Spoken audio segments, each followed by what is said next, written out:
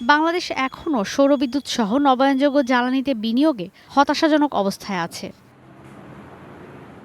আলোচনায় রুফটপ সোলারের যন্ত্রপাতির ওপর আরোপিত আমদানি শুল্ক প্রত্যাহার সহ বিভিন্ন দাবি জানান ব্যবসায়ীরা। পাশাপাশি জ্বালানি খাতে সরকারের নীতি ও আমলাতান্ত্রিক জটিলতার সমালোচনাও করেন তারা।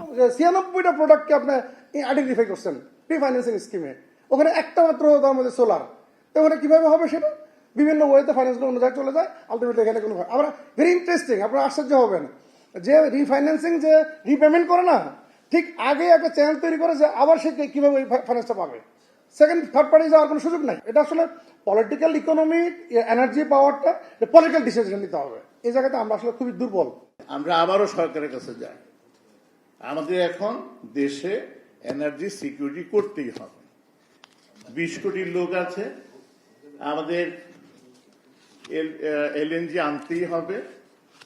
তখন আমরা দাবি নিয়ে যাই, কথাবার্তা বলি, কারণ গভর্নমেন্ট যতক্ষণ কনভিন্স না হবে ব্যবসায়ী কিছুই করতে পারে। এ সময় অর্থনীতিবিদরা বলেন, জ্বালানি খাতে সরকারের সমন্বিত উদ্যোগ নেওয়া জরুরি। 2026-এ দাঁড়িয়ে বাংলাদেশে এটা ঠিক not just N energy crisis, মানে এটা একটা সংকট নয়, ঠিক ইটস এ এনার্জি ট্র্যাপ।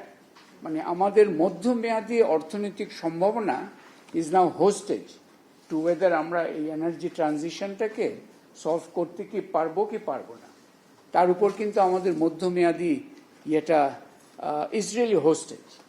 বক্তারা বলেন, নবায়নযোগ্য জ্বালানিতে উন্নতি করতে পারলে ভবিষ্যতের জ্বালানি নিরাপত্তার ভিত্তি শক্তিশালী হবে বাংলাদেশের। যে this import dependent energy reality is a threat to national sovereignty. Ishita Brahma, star news, Dhaka.